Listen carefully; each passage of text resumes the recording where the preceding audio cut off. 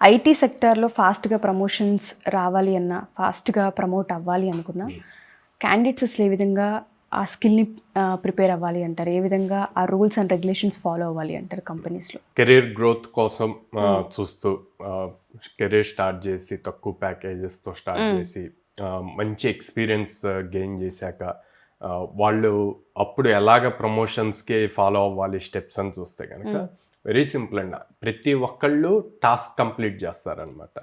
కానీ client requirements, deadlines meet అవ్వటం first important thing. At the same time production issues ఏ టైంలో పడితే ఆ టైంలో ఉంటాయి. సో ఈ ప్రొడక్షన్ ఇష్యూస్ ఇవి చేయాలి అంటే అందరూ ఇంట్రెస్ట్ చూపిరు. డెవలప్మెంట్ వర్క్ ఉంటారు కానీ ప్రొడక్షన్ ఇష్యూస్ సాల్వ్ చేయడానికి ఇంట్రెస్ట్ చూపిరు అనమాట. సో అట్లాంటి టైంలో మనం యాక్టివ్గా ఆ ప్రొడక్షన్ ఇష్యూస్ సాల్వ్ చేయగలగాలి.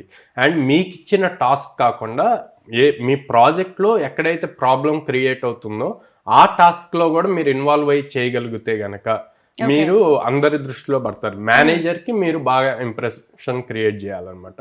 మేనేజర్కి ఎలాంటి ఫీలింగ్ రావాలి అంటే he's the right person, he's the capable person to handle అన్న ఇంప్రెషన్ రావాలి.